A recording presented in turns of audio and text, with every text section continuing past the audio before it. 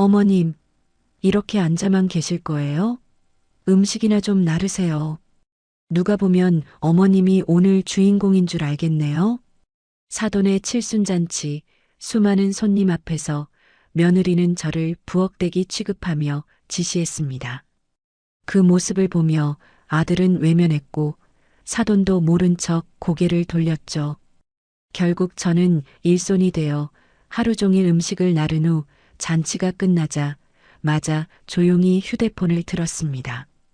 그들만의 행복한 잔치를 눈물바다로 만들어버릴 그 전화 한 통을 걸기 위해. 안녕하세요. 저는 65이 된 백유숙이라고 합니다. 사람들은 저에게 속을 모른다는 말을 많이 했어요. 늘 말없이 행동하며 제 소신을 지켜왔기 때문인데요. 그런 제가 뒷방 늙은이 대우를 받고 나니 그제서야 이제는 목소리를 내야 한다는 생각이 들기 시작하더라고요. 조용히 노후를 살려고 했는데 저의 정체를 드러내게 만들었던 황당하기 짝이 없던 사연 한번 들어봐 주실래요? 그날은 아침부터 부산하게 움직였습니다. 거울 앞에 서서 머리를 단정하게 빗어 넘기고는 장롱 깊숙이 넣어두었던 고운 새 한복을 꺼내 입었죠. 연두색 저고리에 자주색 치마를 입고 매듭 단추를 정성스럽게 채웠습니다. 바로 오늘은 며느리 지연이의 어머니, 그러니까 사돈어른의 칠순 잔치가 있는 날이었거든요. 아들 현준이가 일주일 전부터 단단히 일러두었죠. 엄마, 이번 주말에 장모님 칠순 잔치 있어. 같이 가야지. 그래, 알았어. 옷도 미리 준비해 둘게. 응, 아침 10시쯤 출발할 거야. 준비하고 있어. 알았다. 사실 저는 며느리와 같이 가는 그 자리가 영 마음이 무거웠지만 아들이 저렇게 함께 가자고 하니 차마 거절할 수가 없었어요. 요즘 들어 며느리 지연이의 눈초리가 어쩐지 예전 같지 않았거든요. 아들 현준이가 세수를 마치고 나왔고 뒤이어 지연이 화장을 곱게 하고 거실로 나왔습니다. 지연이 저를 위아래로 삐딱하게 훑어보더니 입을 열었어요. 어머님, 오늘 잔치라고 아주 한껏 차려입으셨네요. 무슨 주인공이라도 되시는 줄 알겠어요. 그 목소리에 묘한 가시가 섞여 있었습니다. 응, 사돈어른 칠순 잔치니까 단정하게 입어야지. 제가 애써 침착하게 대답하자 지연이 보란 듯이 흥 하고 코웃음을 쳤습니다. 네, 좋아 보이네요, 정말. 그게 무슨 뜻인지 알 수 없는 말이었지만 저는 그저 조용히 넘어갔어요. 현준이가 차 키를 들고 현관문을 열었습니다. 자, 출발하자. 늦으면 안 되니까. 차가 출발하고 한참을 달려 경기도로 접어들고 그렇게 1시간쯤 지났을까요? 차가 아주 큰 저택 앞에 멈춰 섰어요. 2층으로 된 넓은 집이었고 마당에는 하얀 천막이 큼지막하게 쳐져 있었습니다. 천막 안쪽으로 사람들이 북적거리는 게 보였어요. 저는 차에서 내려 가방을 챙기고 현준이를 따라 걸었습니다. 대문을 들어서자마자 대청마루와 거실에서 웃음소리가 와르르 터져 나왔습니다. 손님들이 가득 차 있었고 안쪽에는 사돈어른이 아주 화려한 한복을 입고 앉아 계셨죠. 사돈어른이 저를 보더니 고개를 까딱였습니다. 사부인 오셨네요. 어서 오세요. 네, 사돈, 축하드립니다. 건강하게 잘 지내셨죠? 제가 공손히 인사를 하자 사돈어른이 미소를 지어주셨습니다. 그때 지연이가 재빨리 사돈 옆으로 다가가 팔을 척 잡았습니다. 엄마, 오늘 정말 예쁘다. 그치, 현준 씨? 응, 그러네. 장모님 오늘 정말 예쁘고 젊어 보이세요. 현준이가 환하게 웃으며 말했고 저는 그저 옆에 서서 어색하게 미소만 짓고 있었습니다. 바로 그때였어요. 지연이 갑자기 저를 획 돌아보며 입을 열었습니다. 어머님, 오늘 손님이 이렇게나 많은데 부엌 쪽 가서 좀 도와주실래요? 귓가에 쟁쟁한 소리가 울렸습니다. 주변에 있던 친척들과 손님들의 시선이 일제히 저에게 쏠렸죠. 지연이 팔짱을 낀 채 저를 손가락으로 툭 가리키며 다시 한번 큰 소리로 말했습니다. 어머니가 부엌일 좀 도와주시면 정말 좋을 것 같은데요. 보시다시피 오늘 사람이 너무 많아서요. 그 목소리가 거실 전체에 쩌렁쩌렁 울려 퍼졌어요. 저는 순식간에 얼굴이 불타는 듯 화끈거렸습니다. 손님 중 한 명이 푹 하고 웃음을 터뜨렸고 다른 사람들도 노골적으로 수군거리기 시작했어요. 현준이가 멀뚱히 저를 바라보다가 이내 제 시선을 피하며 고개를 돌렸습니다. 현준 씨, 당신은 뭐해? 고모님들 기다리시잖아. 빨리 가서 인사드려야지. 지연이 현준이의 팔을 잡아 끌며 재촉했어요. 현준이가 저를 한번 힐끗 쳐다보고는 끌려가듯 지연이를 따라 대청마루 쪽으로 쌩안이 걸어갔습니다. 사돈어른은 아예 고개를 돌려 다른 손님과 이야기를 나누기 시작했고요. 저는 그 넓은 거실 한복판에 그야말로 혼자 남겨졌습니다. 지연이의 친정 식구들이 모여 있는 곳에서 큰 웃음소리가 터져나왔어요. 저는 고개를 푹 숙인 채 부엌 쪽으로 걸어갔습니다.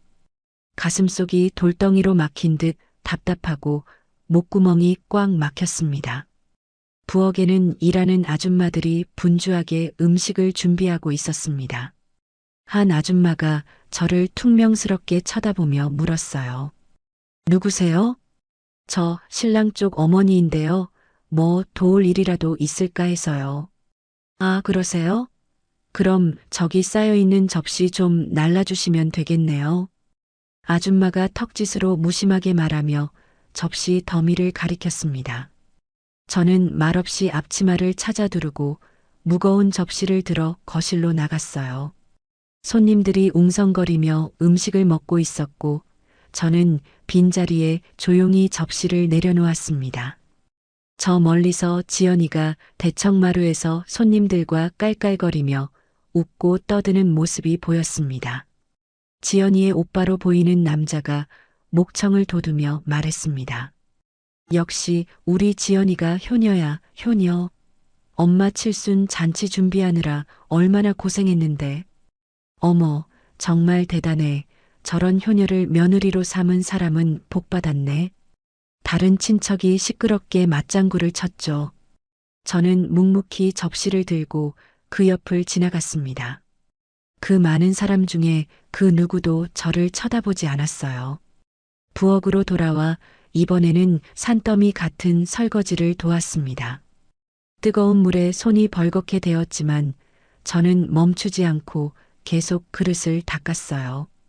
그때 지연이가 부엌으로 휙 들어왔다가 설거지하는 저를 보더니 차갑게 흘겨봤습니다.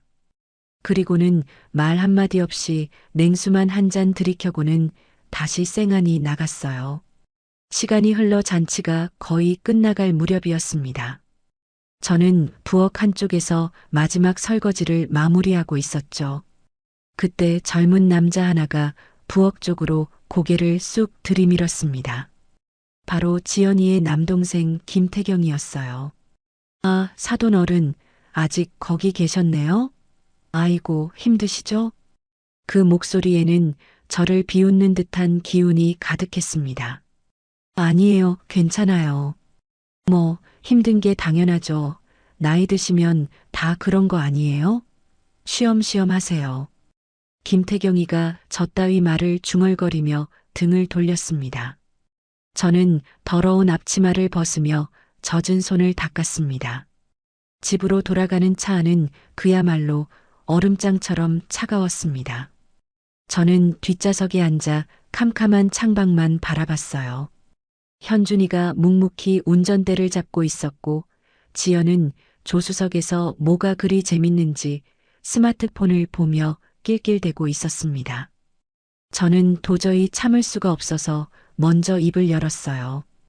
현준아, 오늘 엄마가 잔치에 가서 왜 부엌에서 일만 해야 했니?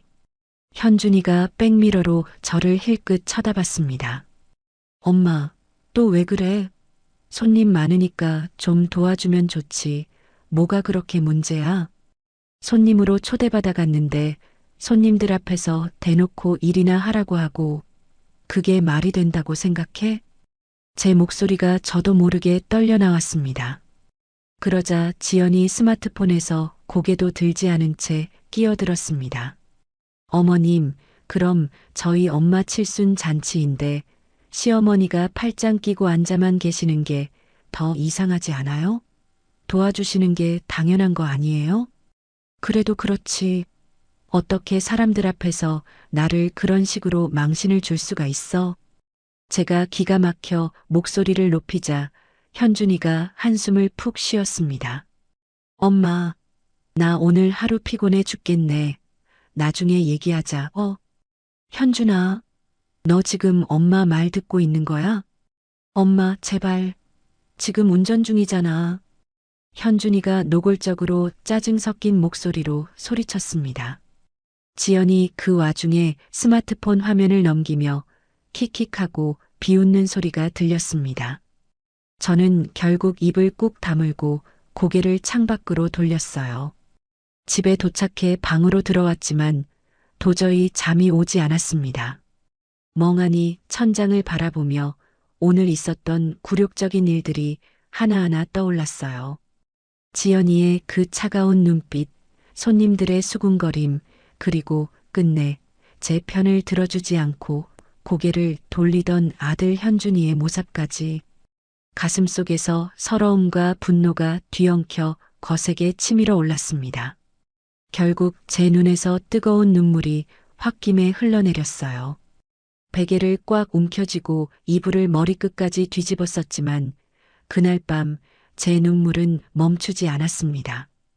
그 칠순 잔치 이후로 집안 분위기가 싸늘하게 달라졌습니다. 며느리 지연이의 태도가 아주 노골적으로 변했어요.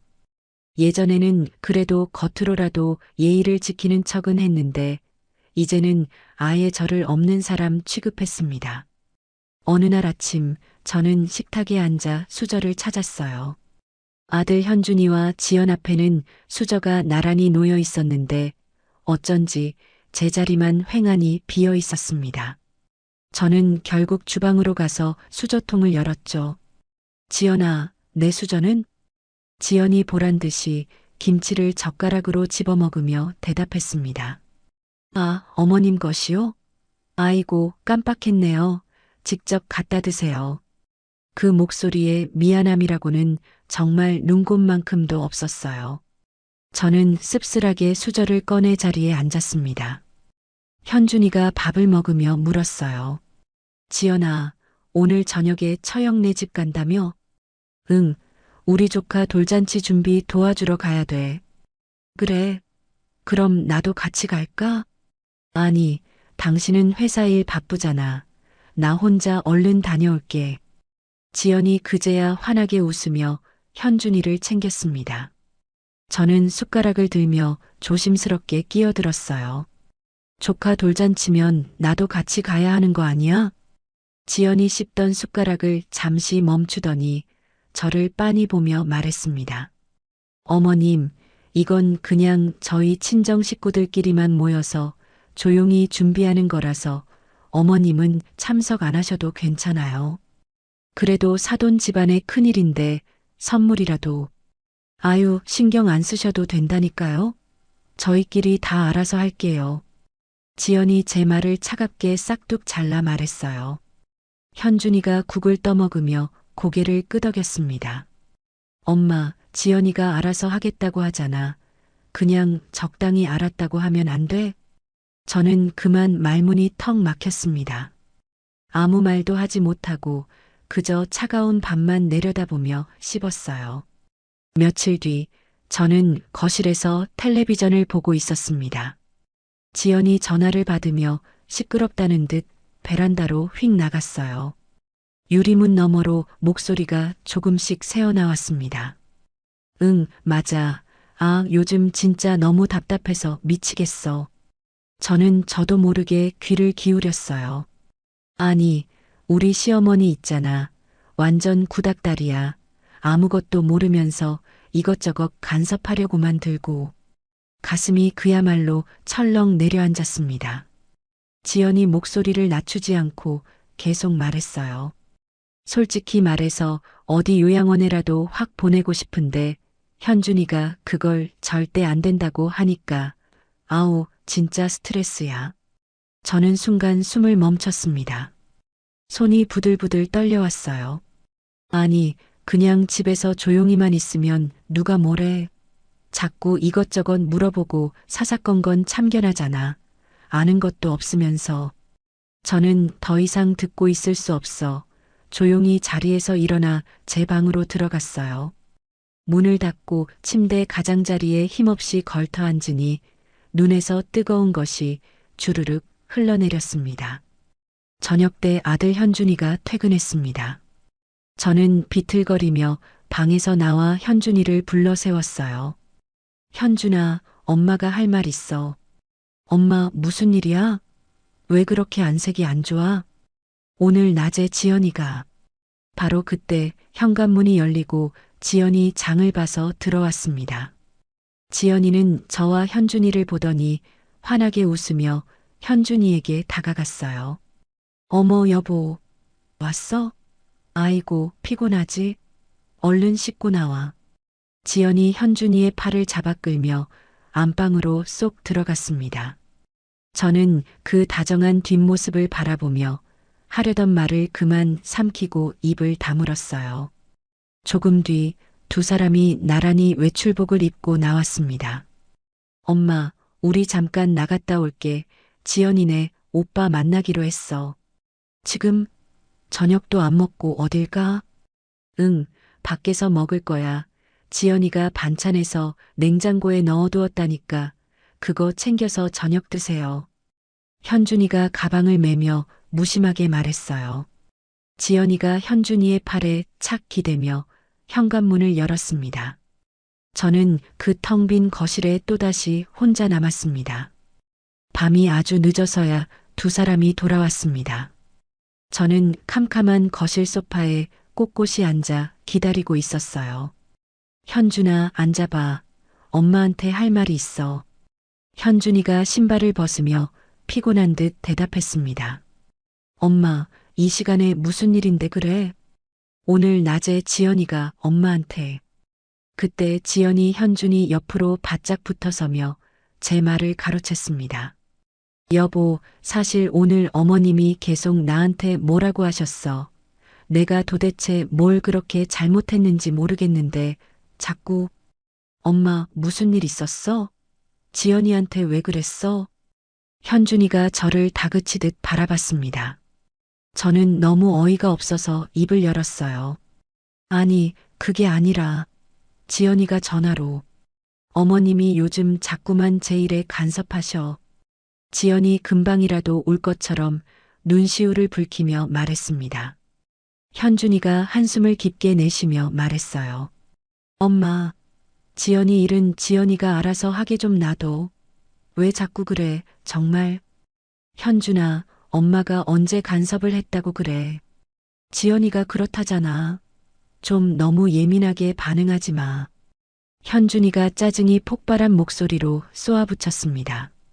지연이 그 틈을 놓치지 않고 현준이의 손을 꼭 잡았습니다. 여보, 피곤한데 우리 그냥 들어가서 쉬자. 응?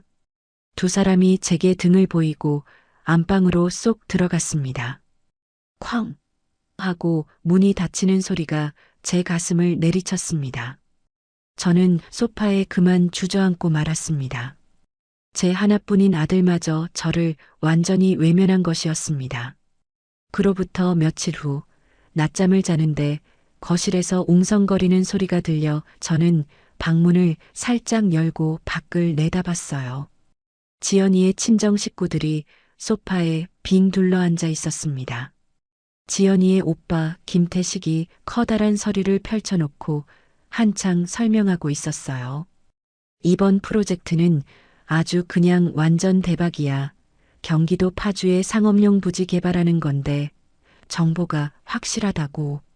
지연이 눈을 빛내며 고개를 끄덕이고 물었습니다. 오빠, 그래서 투자금은 얼마나 필요한데? 일단 5억 정도면 시작할 수 있어. 내가 장담하는데 1년 안에 2배는 좋게 벌 수 있어. 김태식이 아주 자신 있게 말했습니다. 안사돈도 차를 마시며 끼어들었어요. 지연아, 그럼 현준이 명의로 하면 되겠네? 응, 엄마 안 그래도 현준 씨 이름으로 계약서 바로 쓸게. 저는 그 말을 듣고 깜짝 놀랐습니다. 아니, 5억이라니. 현준이가 이렇게 큰일을 알고 있기나 한 걸까요? 저는 더 이상 참지 못하고 방에서 나와 거실로 걸어갔습니다. 지연아, 지금 다들 모여서 무슨 얘기하는 거니? 김태식이 저를 힐끗 쳐다보며 재빨리 서류를 덮었습니다. 지연이 벌떡 일어서며 제 앞을 가로막듯 말했어요. 어머님, 저희 친정 식구들끼리 모여서 중요한 이야기하는 중이에요. 방금 현준이 이름으로 투자한다고 했잖아. 5억이라니 현준이는 아는 얘기야? 제가 다급하게 물었습니다. 지연이 어이없다는 듯이 웃으며 대답했어요. 당연히 알고 있죠. 저희 부부가 알아서 하니까 어머님은 이런 거 신경 안 쓰셔도 돼요. 아무리 그래도 엄마한테 말 한마디는 해야지. 그게 무슨... 어머님, 제발 저희 가족 일에 너무 끼어들지 마세요. 저희가 다 알아서 할게요. 지연이 얼음장처럼 차갑게 말하며 저를 거실 밖으로 슬쩍 밀어냈습니다. 김태식과 지연이의 어머니가 저를 보며 수군거리며 웃는 소리가 들렸어요. 저는 모욕감에 떨며 방으로 돌아와 문을 닫았습니다. 그날 저녁에 퇴근하는 현준이를 붙잡고 제가 물어봤어요. 현준아, 너 혹시 지연이 오빠가 한다는 그 부동산 투자 얘기 들었어? 응, 지연이가 얘기했어. 들어보니까 아주 괜찮은 것 같던데. 네 이름으로 계약한다고 하더라. 5억이나 되는 것도 알고 있어? 응, 지연이가 알아서 잘 처리하고 있어. 엄마는 그런 거 걱정하지 마. 현준이가 정말 대수롭지 않게 말했습니다. 하지만 저는 불안한 마음을 도저히 감출 수가 없었어요. 현준아, 아무리 그래도 그렇지. 계약서는 네가 직접 꼼꼼히 확인해 봐야지. 엄마, 지연이가 나보다 똑똑해. 알아서 다 하니까 제발 좀 신경 끄고 가만히 있어. 현준이가 버럭 짜증을 내며 안방으로 들어가 버렸습니다. 그 뒤로 지연이는 더욱더 자주 외출했습니다. 값비싼 가방을 들고 아침 일찍 나가는 횟수가 눈에 띄게 늘어났습니다. 그러던 어느 날 밤 제가 화장실에 가려고 복도로 조용히 나왔어요. 그런데 늦은 시간인데도 서재에 불이 켜져 있었습니다. 저는 이상한 생각에 살짝 문틈으로 안을 들여다봤어요.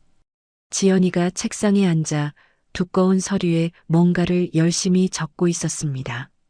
그리고 그 옆에는 현준이의 인감 도장이 버젓이 놓여 있었어요. 지연이가 서류 맨 마지막 장에 망설임 없이 도장을 쿵 하고 찍더니 그것을 봉투에 넣었습니다. 저는 숨을 죽이고 그 모든 것을 똑똑히 바라봤어요. 온몸에 소름이 돋으며 섬뜩한 예감이 들었습니다. 지금 뭔가 크게 잘못되고 있었습니다. 하지만 저에게는 아무런 증거가 없었어요. 저는 그저 조용히 제 방으로 돌아와 떨리는 가슴을 쓸어내릴 수밖에 없었습니다. 그러던 어느 날 오후 빨래를 개고 있는데 뜬금없이 초인종이 울렸습니다. 현관문을 열자 웬 낯선 남자가 서 있었습니다. 검은색 정장을 말끔하게 입고 서류 가방을 든 한 40대 중반쯤 되어 보이는 사람이었어요. 안녕하세요. 박현준 씨 댁 맞으시죠? 네, 그런데 누구신지요? 저는 변호사 정민철이라고 합니다. 현준 씨와 사업 관련해서 드릴 말씀이 있어 상담건으로 왔는데요. 우리 아들은 지금 회사에 있어요. 나중에 다시 오시죠. 아, 그러시군요.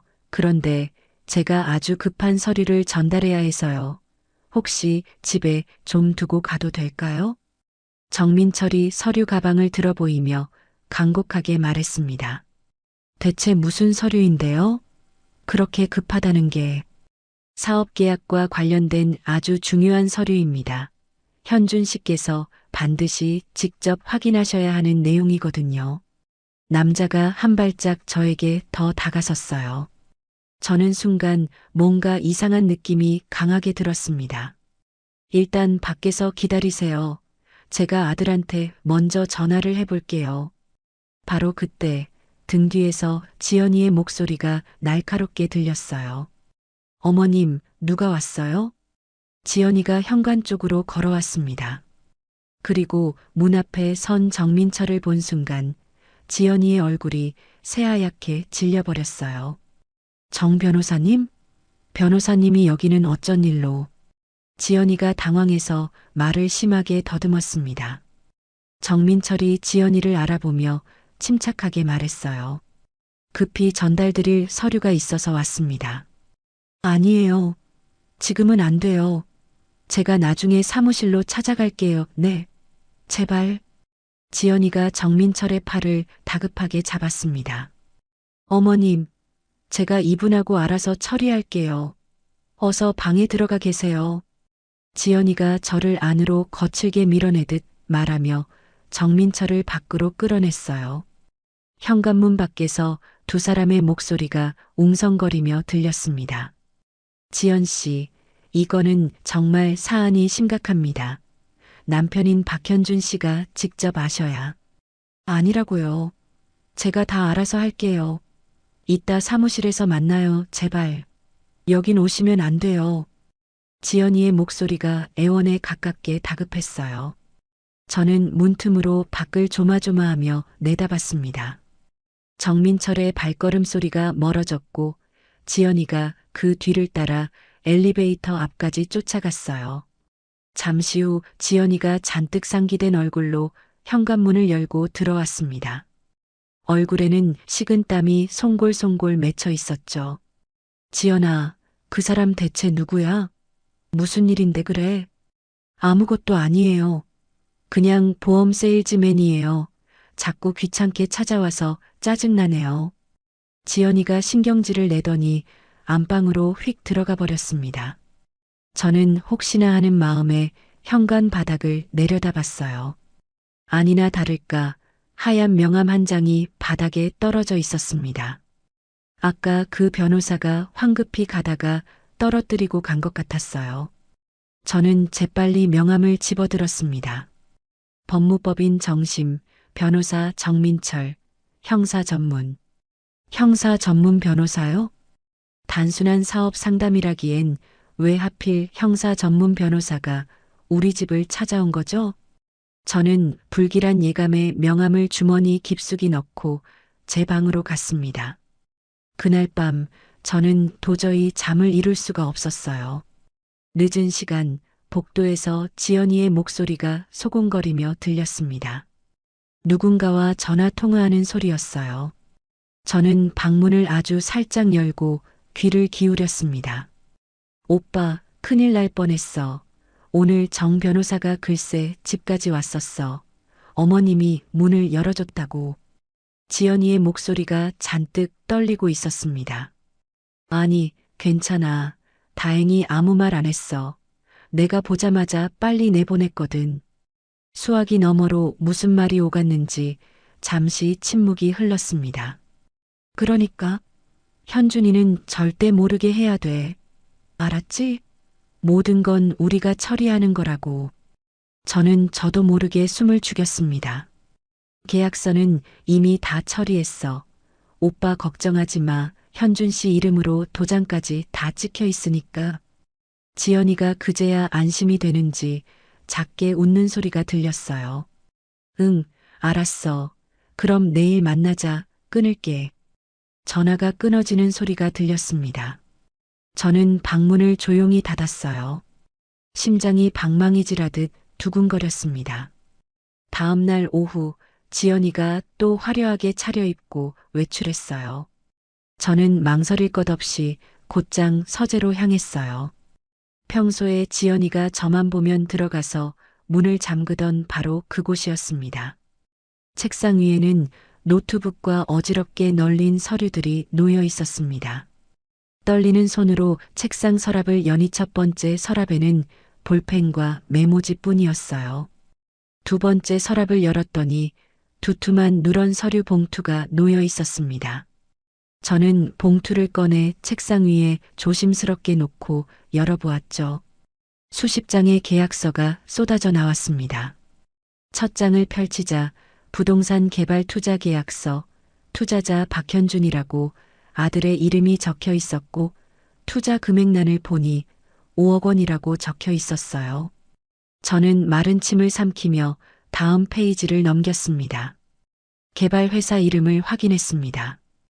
주식회사 태산개발 대표이사 김태식. 바로 지연이의 오빠 김태식이었습니다. 저는 계약서를 하나하나 자세히 읽어내려갔습니다. 이상하게도 투자금 회수 조항은 어디에도 찾아볼 수 없었어요. 만약 사업이 실패했을 때 책임 소재도 전혀 명시되지 않았습니다. 다른 계약서들도 전부 확인했어요. 모두 현준이 명의였고 총액이 무려 수십억 원에 달했습니다. 서명란을 보니 현준이의 서명이 버젓이 있었어요. 하지만 뭔가 어색했습니다. 평소 현준이가 쓰는 글씨체와 미묘하게 달랐어요. 저는 더 이상 지체할 시간이 없다고 생각하고 스마트폰을 꺼내 사진을 찍기 시작했습니다. 모든 계약서를 한 장 한 장 손이 떨렸지만 정신을 바짝 차리고 계속 찍었습니다. 그때 계약서 사이에서 작은 메모지 한 장이 팔랑이며 떨어졌어요. 저는 얼른 메모지를 집어들었습니다.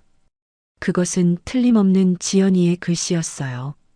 계획대로 차질 없이 진행할 것, 투자금 회수 후 박현준에게 모든 책임 전가, 우리는 철저히 피해자로 남아야 함. 온몸에 소름이 쫙 돋았습니다. 지연이 일가가 처음부터 현준이를 함정에 빠뜨리려 했던 거예요. 투자금을 전부 빼돌리고 제 아들 현준이를 사기 공범으로 몰아넣을 끔찍한 계획이었습니다. 저는 그 메모지까지 전부 사진으로 찍었어요. 서류를 다시 급하게 정리해 봉투에 넣으려는데 바로 그때 현관문 열리는 소리가 들렸습니다. 지연이었어요. 다녀왔습니다.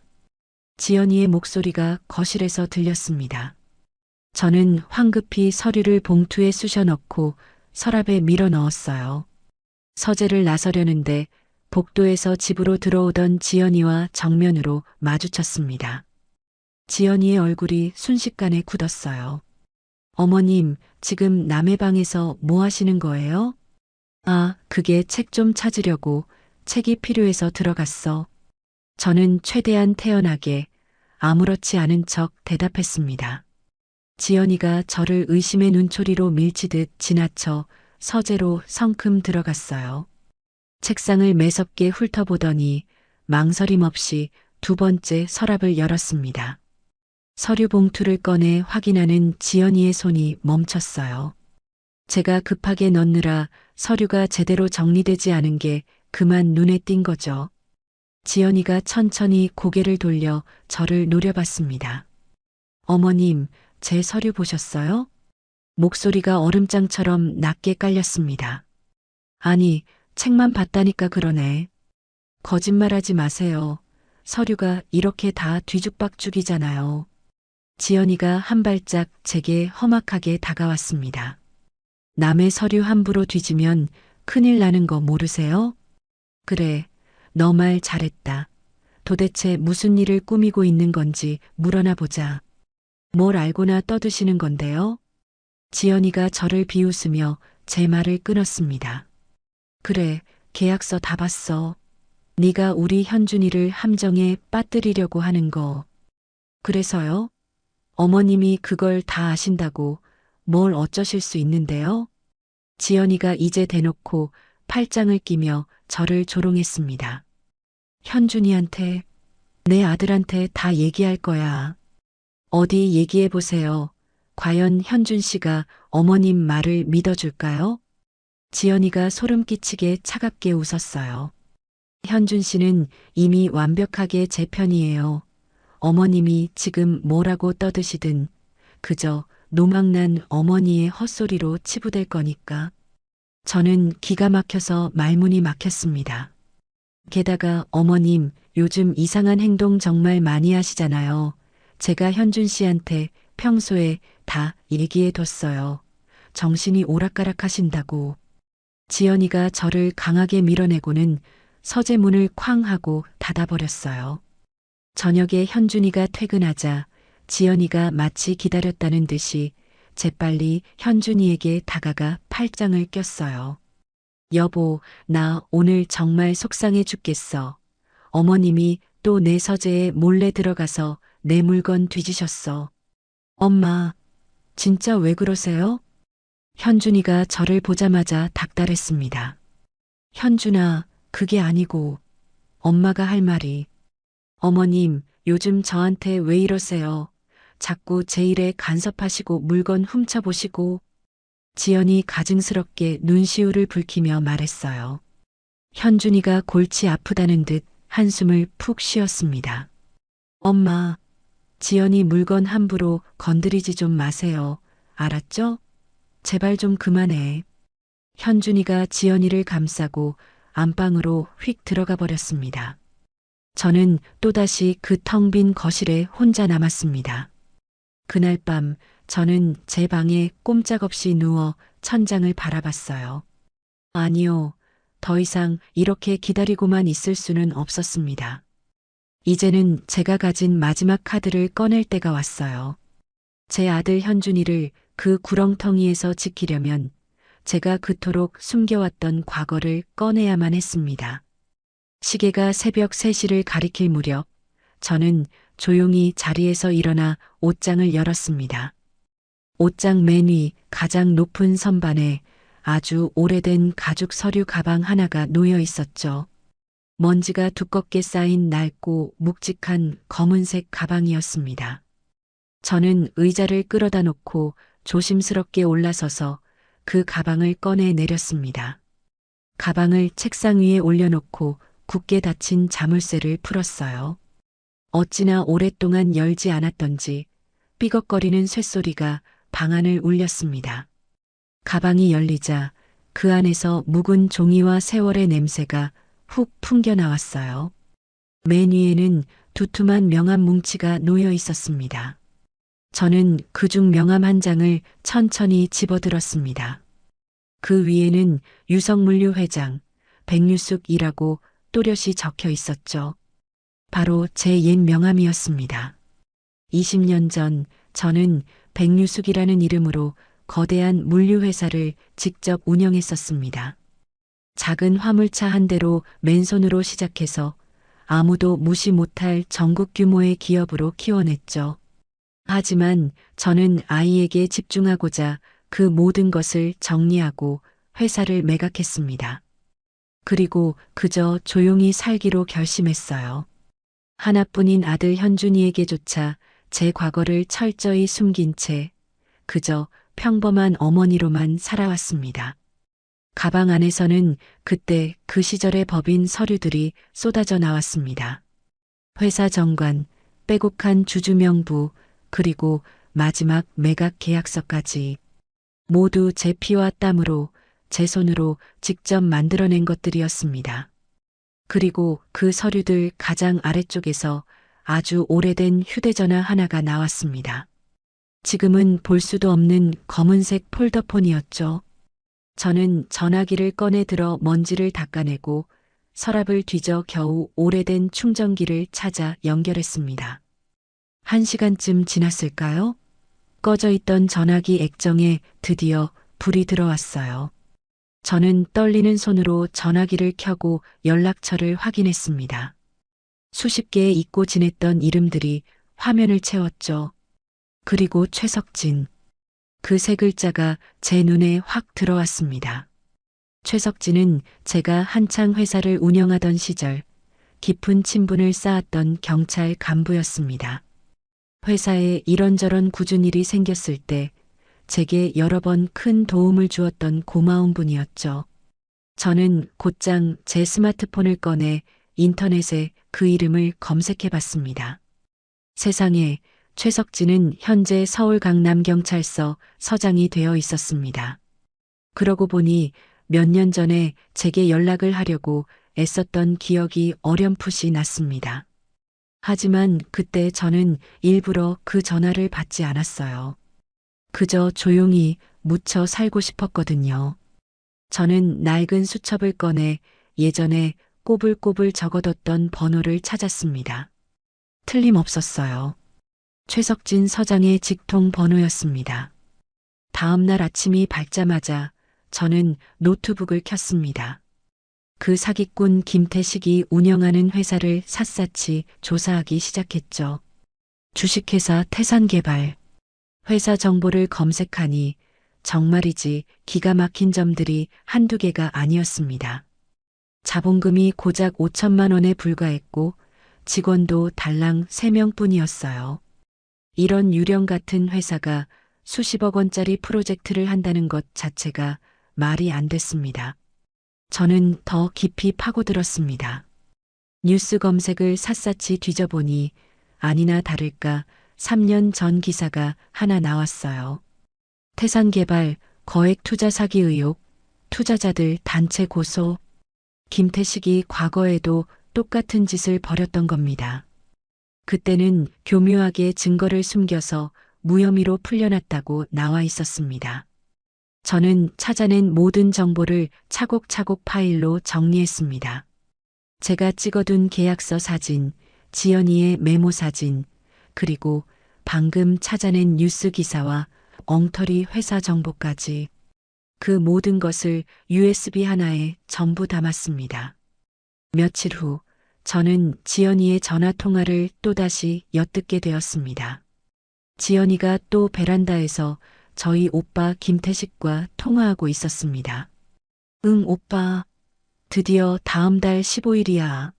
투자자 설명의 날짜 확실하게 잡았어. 지연이의 목소리가 흥분에 들떠서 들려왔습니다. 그날 내가 현준 씨 꼭 데려갈게. 투자자들 쫙 모인 앞에서 오빠가 멋지게 발표하면 되는 거야. 저는 문틈으로 밖을 조용히 내다봤습니다. 그리고 프로젝트가 엎어진 원인이 전부 다 현준 씨 때문이라고 몰고 가는 거지. 우리가 증거 서류도 다 준비했잖아. 완벽해.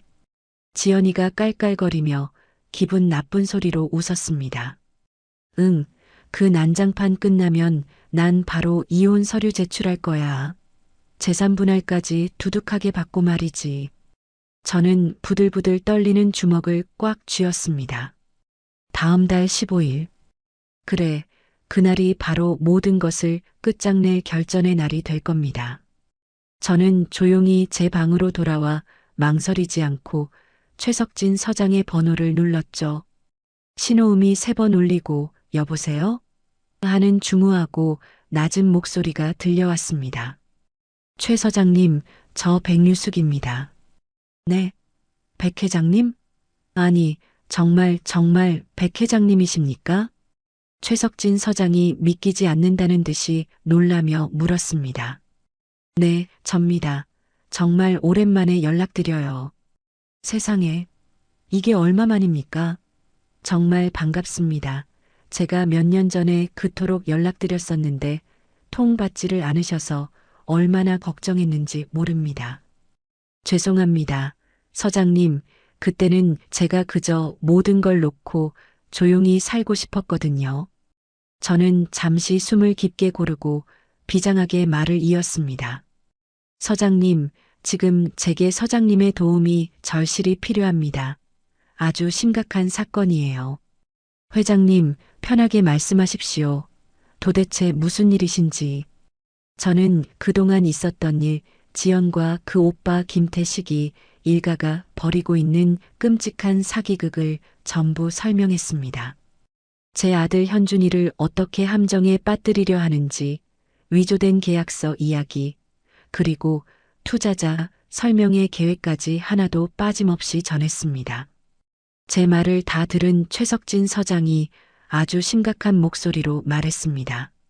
회장님, 이건 아주 질이 나쁜 명백한 특경법상 투자 사기입니다.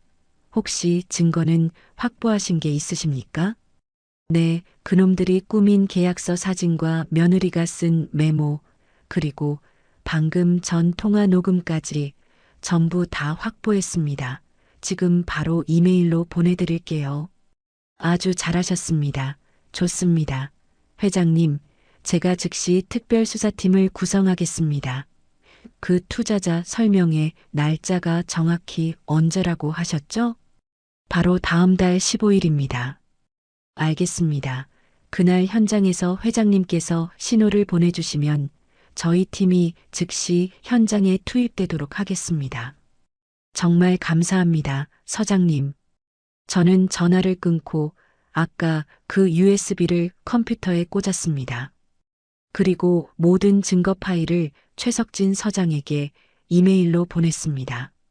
사실 현준이에게 이 모든 것을 직접 말해야 할까 수없이 고민했습니다. 하지만 지연이가 이미 제 아들 현준이를 완벽하게 장악한 상태였어요. 지금 제가 뭐라고 떠들어봤자 아들은 제 말을 믿지 않을 겁니다. 차라리 가장 결정적인 순간에 모든 사람들 앞에서 진실을 밝히는 것이 나았습니다. 그리고 마침내 결전의 날 하루 전인 다음 달 14일 저녁이 되었습니다. 지연이의 친정 식구들은 또 저희 집으로 모였죠. 제가 없는 줄 알고요. 제가 제 방 장롱에 숨어 있을 때 김태식의 목소리가 들렸습니다. 크아, 내일이 드디어 디데이다. 지연아, 투자자 명단은 다 확인했어? 그럼 못 봐. 15명, 한 놈도 빠짐없이 다 온대. 아주 그냥 싹 다. 지연이가 신이 나서 대답했습니다. 좋아. 아주 좋아.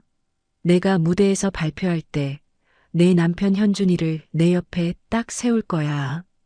그리고 우리가 미리 위조한 서류들을 쫙 보여주면서 이 모든 게 박현준이 혼자 결정하고 독단적으로 진행한 거라고 터뜨릴 거야. 아, 완벽해, 오빠. 그럼 투자자들이 전부 현준이 놈 멱살 잡으려고 달려들겠지? 꼴 좋다. 지연이가 킥킥거렸습니다. 난 그 꼴 보고 있다가 설명회 끝나자마자 바로 이혼 서류 제출할 거야.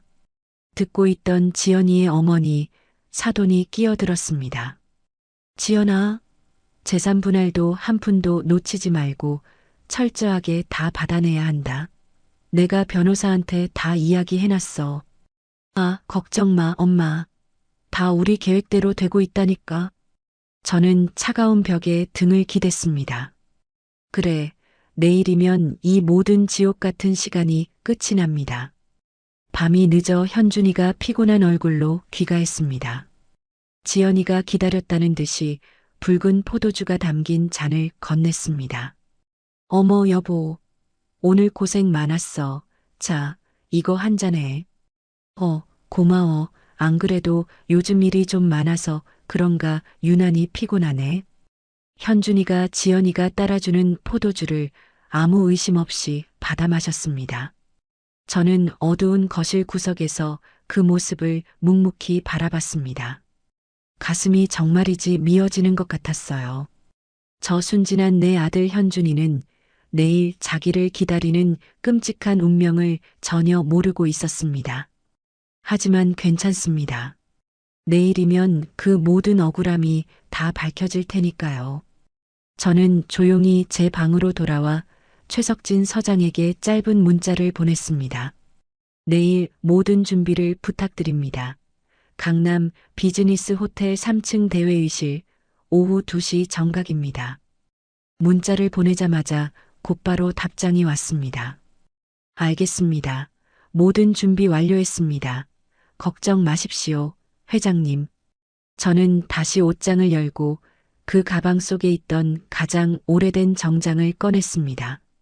먼지가 묻어나는 검은색 재킷과 치마였죠. 바로 20년 전 제가 회장실에서 매일같이 입던 전투복 같은 옷이었습니다. 저는 그 정장을 침대 위에 고이 펼쳐놓고 거울 앞에 섰습니다. 거울 속에는 주름이 늘고 머리가 희끗희끗해진 늙은 제 얼굴이 보였습니다. 하지만 그 눈빛만큼은 20년 전 그때와 조금도 다르지 않았어요. 그 누구도 꺾을 수 없었던 유성물류 백류숙 회장의 서늘한 눈빛이었습니다. 저는 거울 속 제 자신을 보며 나지막이 중얼거렸습니다. 그래, 내일이면 다 끝이야. 새벽녘이 될 때까지 저는 뜬 눈으로 밤을 새우며 앉아 있었습니다. 그리고 마침내 창밖으로 동이 터오며 해가 떠올랐어요.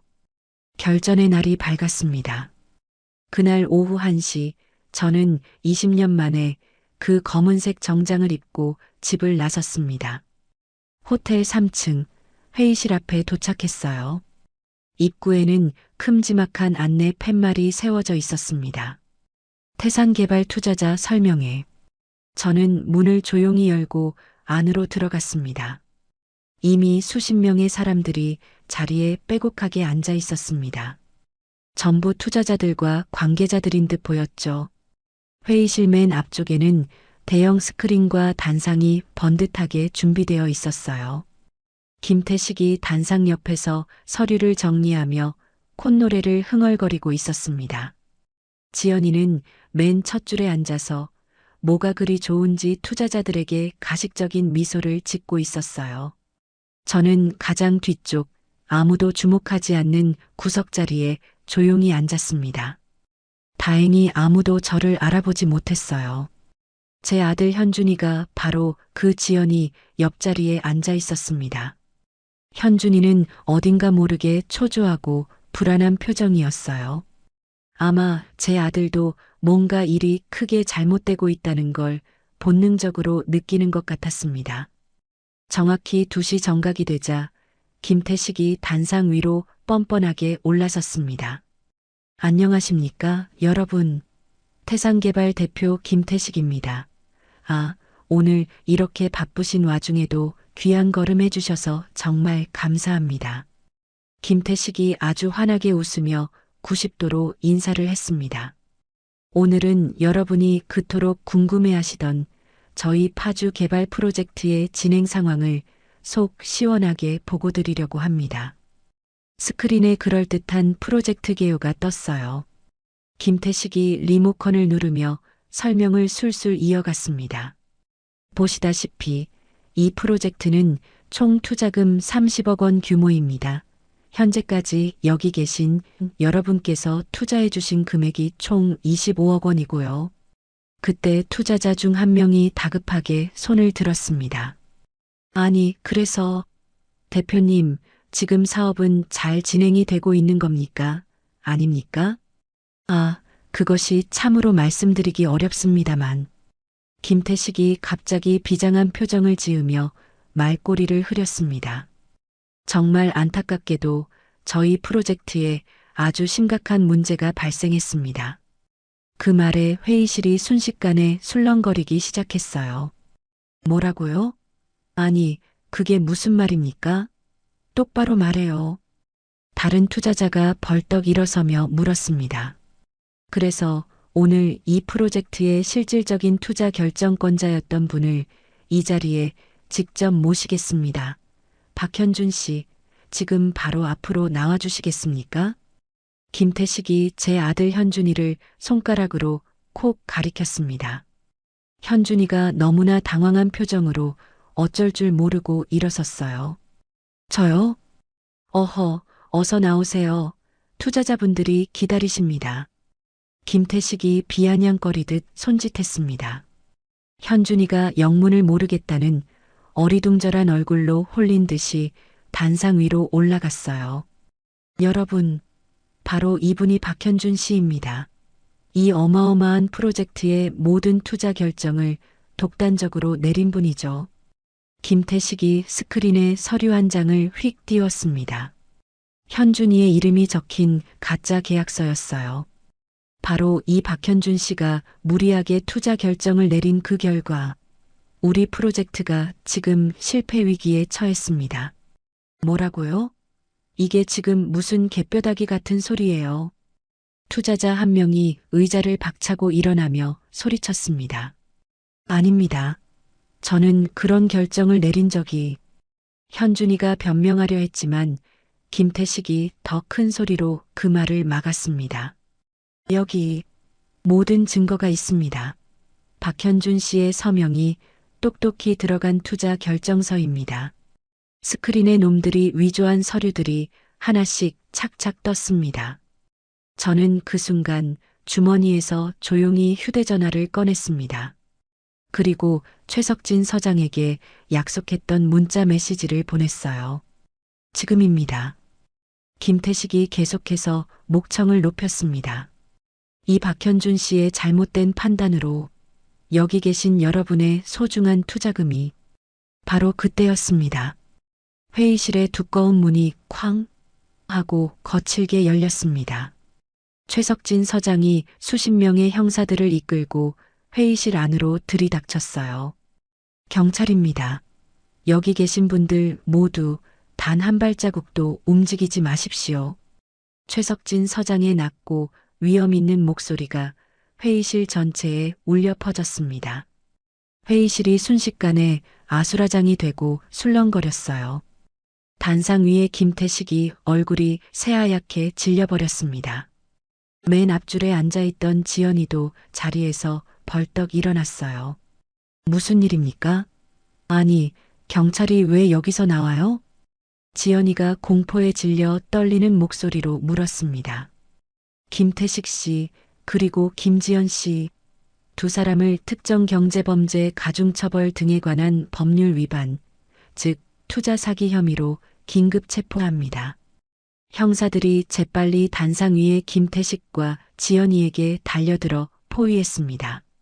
지연이가 미친 듯이 소리쳤습니다. 사기라고요? 지금 무슨 헛소리예요? 우리가 뭘 어쨌다고. 이거 안 나? 그때 최석진 서장이 저를 향해 돌아서더니 90도로 깊이 허리를 숙여 인사했습니다. 이번 사건은 유성물류의 백유숙 회장님께서 직접 제보해 주신 사건입니다. 회의장에 있던 모든 사람들의 시선이 일제히 저에게로 쏠렸습니다. 저는 그제야 자리에서 일어나 구두굽 소리를 내며 천천히 앞으로 걸어나갔습니다. 지연이가 저를 보더니 귀신이라도 본 듯 입을 떡 벌렸어요. 어머님? 아니 회장님이라고요? 그래, 지연아, 내가 백유숙 회장이다. 저는 흔들림 없이 침착하게 말했습니다. 이게 대체 무슨... 김태식이 수갑을 찬 채로 믿기지 않는다는 듯 중얼거렸어요. 저는 가방에서 그 USB를 꺼내 최석진 서장에게 건넸습니다. 여기 모든 증거가 있습니다. 저들이 위조한 계약서 원본과 메모, 그리고 통화 녹음 파일까지 전부요. 최석진 서장이 USB를 받아 즉시 노트북에 연결했습니다. 대형 스크린에는 놈들의 발표 자료가 사라지고 제가 찍어둔 서류 사진들이 똑똑히 떴습니다. 여러분, 지금 화면에 보시는 바와 같이 피의자 김태식과 김지연 일가는 처음부터 거액의 투자 사기를 치밀하게 계획했습니다. 최석진 서장이 증거를 하나씩 짚어가며 설명했어요. 이들은 피해자 박현준 씨를 교묘하게 함정에 빠뜨려 모든 책임을 박현준 씨에게 뒤집어 씌우려 했습니다. 투자금을 전부 빼돌린 후 박현준 씨를 사기 주범으로 몰아넣을 끔찍한 계획이었죠. 그제야 모든 사실을 알게 된 투자자들이 분노에 차서 일어섰습니다. 뭐야? 이런 천하의 사기꾼 놈들. 당장 우리 돈 돌려내. 이 나쁜 놈들아. 김태식이 끝까지 발악하며 변명을 늘어놓았습니다. 아닙니다. 여러분, 오해입니다. 저희는 그런 적이... 증거가 이토록 명백합니다. 당장 수갑을 채우십시오. 최석진 서장이 단호하게 지시했습니다. 형사들이 김태식과 지연이의 손목에 차가운 수갑을 채웠습니다. 지연이가 저를 도끼 어린 눈으로 쳐다보며 악을 썼습니다. 어머님, 당신이 감히 어떻게 나한테 이럴 수 있어요? 나한테 이럴 수 있냐고. 네가 먼저 내 아들 현준이를 배신했잖아. 저는 얼음장처럼 차가운 눈으로 지연이를 내려다봤습니다. 나는 현준 씨를 사랑했어요. 사랑? 시끄러운 거짓말하지 마. 네가 결혼 전부터 이 모든 걸 계획한 거 내가 다 알아. 지연이가 그제야 모든 것을 포기한 듯 고개를 푹 떨구었습니다. 형사들이 김태식과 지연이를 질질 끌고 나갔어요. 로비에서 대기하고 있던 지연이의 어머니와 김태경이도 함께 연행됐습니다. 단상 위에는 제 아들 현준이가 이 모든 광경을 보고도 여전히 멍하니 서 있었습니다. 저는 천천히 현준이에게 다가갔습니다. 현준아. 현준이가 제 목소리를 듣고 저를 보더니 기겁하며 뒤로 한 걸음 물러섰어요. 엄마, 엄마는 도대체 누구세요? 현준아, 엄마가 회장이었어? 유성물류 회장? 그걸 평생 나한테 숨기고 살았던 거야? 현준이의 목소리가 배신감으로 부들부들 떨렸습니다. 현준아, 엄마가 다 설명은 무슨 설명이야? 왜 진작 말하지 않았어? 왜? 현준이가 제게 처음으로 소리쳤습니다. 너를 지키고 싶었어. 지연이의 함정에서 너를 지키려고. 엄마도 똑같은 거짓말쟁이야. 지연이랑 뭐가 달라? 현준이가 저를 원망스럽게 밀어냈습니다. 현준아, 평생 나한테 거짓말했잖아. 그럼 난 뭐야? 난 바보야? 엄마한테까지 속은 등신이냐고. 현준이의 눈에서 결국 굵은 눈물이 뚝뚝 흘러내렸습니다. 현준아, 미안해. 하지만 엄마는 정말 너를 지키려고. 그만해. 그만하라고. 더 이상 아무것도 듣고 싶지 않아. 현준이가 고개를 세차게 저으며 그대로 회의장을 뛰쳐나가 버렸습니다. 저는 그 뒷모습을 차마 잡지 못하고 그 자리에 주저앉을 것만 같았어요. 최석진 서장이 제게 조용히 다가왔습니다. 회장님, 아드님이 충격이 커서 그럴 겁니다. 시간이 필요할 겁니다. 제가 정말 잘못한 걸까요? 아닙니다. 회장님은 오늘 아드님을 구하신 겁니다. 아주 큰일 하셨습니다. 최석진 서장이 제 어깨를 가볍게 두드려 주었습니다. 저는 분명 제 아들을 구했지만 동시에 제 아들을 잃어버린 것만 같았습니다. 회의장에 어수선하게 남은 사람들이 수군거리며 저를 바라봤어요. 저는 그 시선들 앞에서 쓸쓸한 미소를 지으며 가방을 고쳐들었습니다. 수고하셨습니다. 최 서장님. 아닙니다. 회장님, 정말 용기 내주셔서 감사합니다. 저는 묵묵히 회의장을 나섰습니다. 텅 빈 복도를 혼자 걸으며 제 눈에서도 결국 뜨거운 눈물이 흘러내렸습니다. 현준이를 지켰지만 현준이의 마음까지는 지키지 못했습니다. 그 충격적인 설명회가 끝난 그날 아들 현준이는 끝내 집으로 돌아오지 않았습니다. 저는 뜬 눈으로 거실 소파에 망부석처럼 앉아 밤새 현준이를 기다렸어요. 시계가 어느덧 새벽 2시를 훌쩍 넘기고 있었습니다. 저는 떨리는 손으로 휴대전화를 꺼내 현준이에게 수십 통 전화를 걸었어요. 하지만 차가운 신호음만 길게 울릴 뿐 현준이는 받지 않았습니다.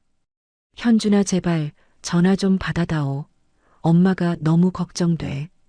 애타는 마음으로 문자를 보냈지만 역시나 아무런 답장이 없었습니다. 다음 날 아침이 밝았는데도 현준이는 감감무소식이었어요. 저는 불안한 마음에 현준이 회사에 전화를 걸었습니다. 여보세요. 거기 박현준 과장님 좀 바꿔주실 수 있나요? 박 과장님은 오늘부터 휴가 내셨는데요. 휴가라니요. 어디로 훌쩍 떠난 걸까요? 저는 가슴이 덜컥 내려앉아 현준이의 가장 친한 친구인 정우에게까지 전화를 걸었습니다. 정우야, 나 현준이 엄마다. 혹시 현준이 봤니? 어제부터 애가 연락이 안 돼서 말이야. 아니요, 어머님, 저도 현준이와 연락이 안 닿아서 걱정하고 있었어요. 그럼 혹시 어디 간다는 얘기라도 들었어? 아니요, 그런 말은 전혀요. 정우도 모르고 있었습니다. 다른 친구들에게도 수소문했지만 결과는 마찬가지였어요. 아무도 제 아들 현준이의 행방을 알지 못했습니다. 그렇게 피가 마르는 사흘째가 되던 날, 저는 정말이지 불안함에 잠 한숨 잘 수가 없었습니다. 혹시 현준이가 그 충격에 못된 생각이라도 하는 건 아닐까? 끔찍한 상상에 손이 부들부들 떨렸습니다. 지옥 같은 일주일이 지났습니다. 저는 밥도 제대로 먹지 못하고 멍하니 현관만 바라보며 집에만 있었어요. 바로 그날 오후 낯선 번호로 전화가 한 통 걸려왔어요. 여보세요? 저기 혹시 박현준 과장님 어머님 되십니까? 저는 회사 동료 이강민이라고 합니다. 아, 네. 안녕하세요. 혹시 현준이한테 연락이도. 네, 어머님, 방금 박 과장한테서 연락이 왔습니다. 지금 제주도에 있대요. 제주도요? 제 목소리가 저도 모르게 높아졌습니다. 네, 작은 펜션에 머물고 있다고 하던데 펜션 이름이 바다양이라고 하네요. 고맙습니다. 정말 고맙습니다. 저는 전화를 끊자마자 당장 출발하는 제주행 비행기표를 닥치는 대로 검색해 다음날 첫 비행기를 예약했습니다. 비행기에 올라 창가 자리에 멍하니 앉았어요. 현준이를 만나면 대체 무슨 말을 먼저 해야 할까? 미안하다고, 잘못했다고 빌어야 할까? 아니면 내가 왜 그럴 수밖에 없었는지 차분히 설명해야 할까? 머릿속이 천갈래 만갈래로 복잡했습니다. 저는 제주공항에 내리자마자 택시를 잡아탔습니다. 기사님, 바다양 펜션이라는 곳으로 가주세요. 제발 좀 빨리요. 택시가 거친 해안도로를 달리는 내내 창밖으로 하얗게 부서지는 파도가 제 마음처럼 일렁였습니다. 30분쯤 지났을까 택시가 한적한 바닷가 외딴 곳에 멈춰 섰습니다. 바다양이라는 낡은 간판이 걸려 있었어요. 저는 택시에서 내리자마자 펜션 안으로 뛰어들어갔습니다. 카운터에 중년 여자가 무심하게 앉아 있었죠. 어서 오세요. 저기요. 혹시 박현준이라는 손님 여기 계신가요? 아, 네. 저쪽 203호에 계시는데요. 감사합니다. 저는 심장이 터질 듯 뛰어 2층으로 올라갔습니다. 203호 문 앞에 서서 잠시 숨을 골랐어요. 그리고 문을 두드렸습니다. 안에서 한참 만에 누구세요? 하고 잔뜩 잠긴 현준이의 목소리가 들려왔습니다. 현준아, 엄마야. 철컥 소리와 함께 문이 열렸습니다. 현준이가 도저히 믿을 수 없다는 놀란 표정으로 저를 바라봤어요. 일주일 만에 본 아들의 모습은 덥수룩하게 수염이 자라 있었고 눈가는 시커멓게 죽어 퀭했습니다. 엄마, 왜 여기까지 어떻게 왔어? 걱정돼서 왔지. 네가 일주일 동안 연락 한 통이 없는데 어떻게 가만히 있어? 누가 오랬어? 누가 여기까지 찾아오랬냐고. 현준이가 저를 노려보며 차갑게 소리쳤습니다. 현준아, 제발 엄마랑 얘기 좀 하자. 응? 얼굴 좀 보고 얘기해. 할 말 없어. 나 지금 혼자 있고 싶으니까 그냥 돌아가. 현준이가 제 앞에서 그대로 문을 닫으려 했어요. 저는 그 문을 필사적으로 막아섰습니다. 제발 현준아, 딱 10분만 같이 저기 바닷가라도 좀 걷자. 엄마가 부탁할게. 제발. 현준이가 그런 저를 보며 기가 차다는 듯 한숨을 내쉬었습니다. 알았어. 잠깐만 기다려. 현준이가 방으로 들어가 얇은 겉옷 하나를 걸치고 나왔습니다. 우리는 말없이 펜션을 나와 차가운 바닷가로 걸어갔어요. 철썩하고 부서지는 파도 소리가 유난히 크게 들렸습니다. 그저 한참을 걷기만 하다가 현준이가 드디어 입을 열었습니다. 내 인생이 전부 다 거짓말이었어. 현준이의 목소리가 원망으로 떨렸습니다. 지연이는 단 한순간도 나를 사랑한 적이 없었어. 처음부터 돈이 목적이었다고. 현준아. 근데 엄마도 마찬가지잖아. 평생을 나한테 거짓말했잖아. 안 그래? 현준이가 그 자리에 우뚝 멈춰서서 저를 돌아봤습니다. 난 대체 뭐냐고. 그 사기꾼 같은 여자한테도 속고 평생 믿었던 엄마한테까지 속은 그냥 천하의 바보 등신이냐고. 현준이의 뺨을 타고 굵은 눈물이 뚝뚝 흘러내렸습니다. 저는 정말 가슴이 칼로 찢어지는 것 같았어요. 미안해, 현준아, 정말 미안하다. 미안해? 왜 나한테 숨겼어? 왜 그딴 회장 노릇 같은 거 하면서 나한테는 말 안 했냐고. 현준이가 절규하듯 소리쳤습니다. 너를 그냥 평범하게 키우고 싶었어. 유성물류 회장 아들. 그딴 재벌 2세 꼬리표 같은 거 없이 그냥 네 힘으로 당당하게 살아가길 바랐어. 제가 울먹이며 겨우 대답했어요. 그건 전부 엄마 마음대로 결정한 거잖아. 나한테 단 한 번이라도 선택권을 준 적 있어? 내가 그렇게 살고 싶은지 물어본 적 있냐고. 현준아, 엄마는 이기적이야. 엄마는 옛날부터 그랬어. 엄마가 원하는 대로, 엄마 뜻대로만 날 주무르려고 했잖아. 현준이가 저에게 차갑게 등을 돌렸습니다. 미안하다, 아들. 정말 미안해. 저는 그저 울먹이며 그 말만 반복했어요. 미안하다는 말로 다 되는 게 아니잖아. 현준이가 텅 빈 눈으로 파도를 바라보며 말했습니다. 나 지금 정말 혼자 있고 싶어. 엄마, 제발 그냥 서울로 돌아가. 현준아, 제발 부탁이야. 나도 좀 생각할 시간이 필요하다고. 현준이가 더 이상 저를 보지도 않고 천천히 펜션 쪽으로 힘없이 걸어갔습니다. 저는 차마 그 뒤를 따라가지 못하고 그 자리에 우두커니 서서 시린 바다만 바라봤습니다. 그래, 필요한 거 있으면 언제든 연락해. 저는 들리지도 않을 작은 목소리로 중얼거렸습니다. 하지만 현준이는 이미 제 시야에서 사라진 뒤였죠. 저는 펜션으로 돌아가지 않고 그 길로 다시 공항으로 향했어요. 저는 이제 새로운 방법을 찾아야만 했어요. 하지만 그게 대체 무엇인지 그때는 정말 아무것도 몰랐습니다. 서울로 돌아온 바로 다음 날 저는 최석진 서장에게서 다급한 전화를 받았습니다. 회장님, 아주 중요하고 결정적인 증거가 나왔습니다. 회장님께서 꼭 보셔야 할 것 같아서요. 중요한 증거라니요? 김지연의 노트북을 저희가 압수수색했는데 그 안에 참으로 충격적인 내용이 들어 있었습니다. 최석진 서장의 목소리가 무겁게 가라앉아 있었죠. 알겠습니다. 제가 지금 바로 가겠습니다. 저는 곧장 경찰서로 향했습니다. 최석진 서장의 사무실 문을 열고 들어가자 책상 위에 이미 서류들이 잔뜩 놓여 있었어요. 회장님, 바로 이것입니다.